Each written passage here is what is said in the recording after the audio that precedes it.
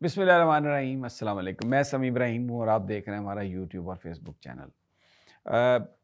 Cipher case की समाअत करने वाले खसूसी अदालत ने फ़ैसला दिया है कि इमरान खान साहब का जो ट्रायल है साइफ़र केस में, वो जेल में ही होगा।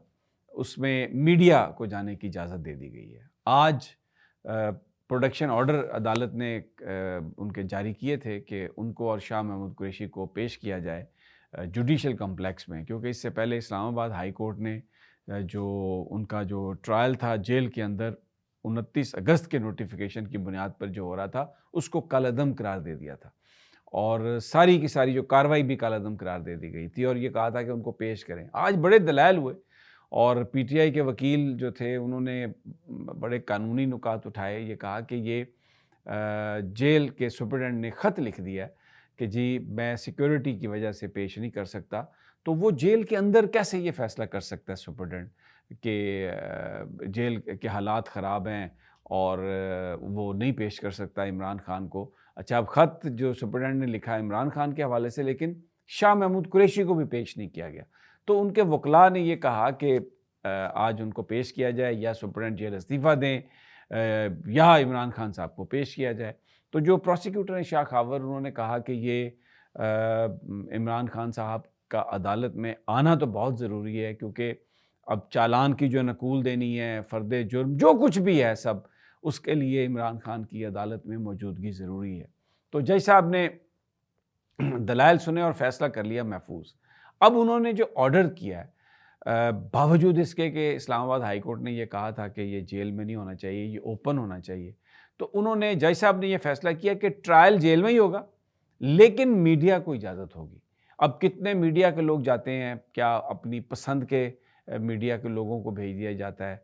4-5 लोग वो बस ये साबित करने के लिए कि अब मीडिया भी आ गया है। क्योंकि जो अमूमी तौर पर ओपन ट्रायल का मतलब ये है कि जो कोई भी उस ट्रायल को देखना चाहे, चाहे वो सिविल सोसाइटी के लोग हों, चाहे वो कोई लीगल फ्रेटर्निटी के लोग हों, मॉनिटरिंग टीम्स हों, इंटरनेशनल ऑब्जर्वर्स हों, जो भी जाके अदालत में ट्रायल देखना चाहे उसको इजाज़त होती है ओपन ट्रायल में। लेकिन अब ज़ाहिर है जेल में एक बड़ा हॉल तो मखसूस कर दिया गया था, लेकिन उसमें भी एक लिमिटेशन होगी लोगों की जाने की, फिर सिक्योरिटी के होगा सारा प्रोसेस। फिर जो अगर 200 दरख्वास्त है और उसमें से 20 लोगों को जाने की इजाज़त है, तो वो फिर इंतज़ामिया का अपना डिस्क्रिशन आ जाएगा कि वो किन लोगों को भेजते हैं। तो जिस तरह ये जो सरकारी फंक्शंस हैं, इनमें कभी किसी ऐसे शख्स को, ऐसे जर्नलिस्ट को इनवाइट नहीं किया गया जो कोई इंडिपेंडेंट रिपोर्टिंग कर सके। तो इस बात का बहुत कम इम्कान है कि जेल ट्रायल में मीडिया के जो लोग जाएँगे, उनमें इंडिपेंडेंट जर्नलिस्ट होंगे। वो ज़्यादातर वही लोग होंगे जो आपको मुख्तलिफ़ कहानियाँ बयान करते हुए नज़र आते हैं, उन्हीं को इम्कान है इस बात का। ख़दशात पीटीआई ने इज़हार किया। मेरी अभी नईम पंचोथा साहब से भी बात हुई और भी जो दूसरे लोग हैं, उनसे बात हुई, तो उन्होंने इन ख़दशात का इज़हार किया। लेकिन बहरहाल फ़ैसला कोई आए हाई कोर्ट से, कोई कानून में गुंजाइश है, नहीं है, ये तय है कि इमरान खान की कोई तस्वीर नहीं निकलेगी बाहर और कोई पब्लिक के साथ इमरान खान की किसी तरह से भी कोई एक्सेस नहीं होगी। तो इसलिए अब जो ट्रायल है वो जेल में ही होगा। अब जो ट्रायल कोर्ट के जज हैं, उन्होंने भी ये फ़ैसला दे दिया। ये तो अपडेट थी इमरान खान साहब के हवाले से। इलेक्शन कमीशन में एक दरख्वास्त थी उनकी कि उनको पार्टी सदारत का जो उनके पास है ओहदा है, उससे हटा दिया जाए। उसकी जो समाअत है वो 5 दिसंबर तक मुलतवी कर दी गई है। अब लेट्स सी कि उसमें आगे क्या होता है। ये एक बड़ा इम्पोर्टेंट केस है, but let's see what happens.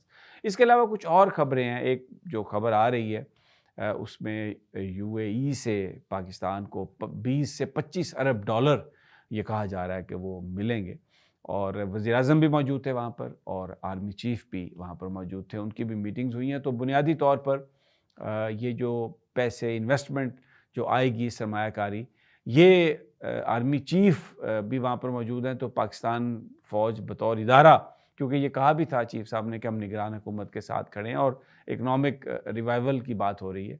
तो ये एक वहाँ से खबर आई है। इसका स्टॉक मार्केट पर बड़ा ज़बरदस्त असर पड़ा है और आज जो स्टॉक मार्केट है वो जो एक हिस्टोरिकली जितनी ऊपर चली गई है, इतनी कभी पाकिस्तान में नहीं गई। 60,000 जो पॉइंट्स हैं उसका जो बेंचमार्क है उसको अचीव किया है, और इसके अलावा डॉलर की प्राइस भी जो है वो कुछ पैसे नीचे आई है। ये भी बताया जा रहा है कि अगले जो अभी जो हर 15 दिनों के बाद पेट्रोल की कीमत जो है वो रिवाइज़ होती है, तो पेट्रोल की जो प्राइस है वो भी तकरीबन 7-8 रुपए पर लीटर उसमें कमी होगी।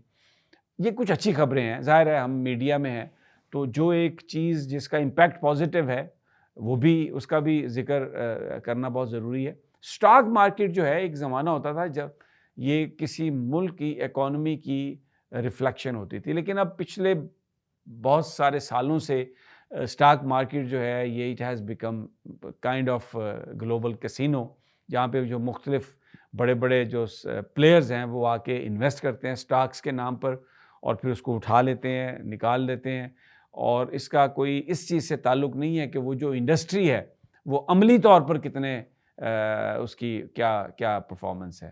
तो ये हम उसको तो कोई पैमाना नहीं कह सकते, लेकिन अगर डॉलर की प्राइस कंट्रोल में रहे और फॉरेन इन्वेस्टमेंट आए, अब वज़ीर-ए-आज़म जो हैं वो कुवैत हैं, वहाँ पर भी बताया जा रहा है कि 10 अरब डॉलर जो है उसके एमओयूज़ होंगे, और सऊदीया भी रिकॉर्डिंग में दिलचस्पी का इज़हार कर रहा है। अब इसमें माज़ी में भी जो मुख्तलिफ अदवार में एमओयूज़ साइन हुए, अमूमी तौर पर होता ये है कि जिस तरह कोई इमदाद के लिए प्लेजेस दी जाती हैं, तो उसमें भी एक्चुअल जो आता है वो 15-20% ही आता है।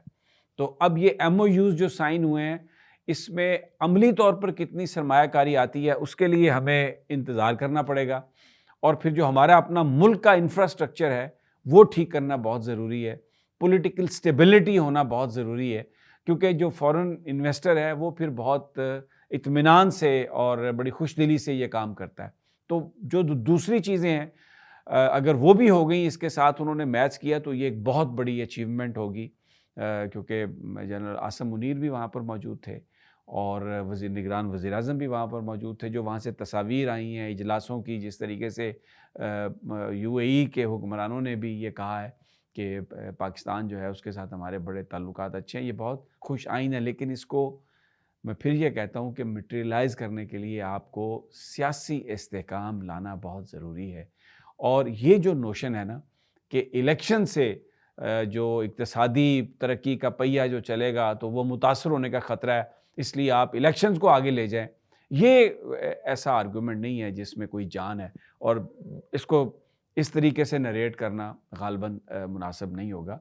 तो now let's see if we can have political stability, तो ये जो सारी इमदाद है, ये जो यानी इन्वेस्टमेंट है, it will really change Pakistan's economic scenario. इजाज़त दीजिए अगली वीडियो तक, अल्लाह निगहबान।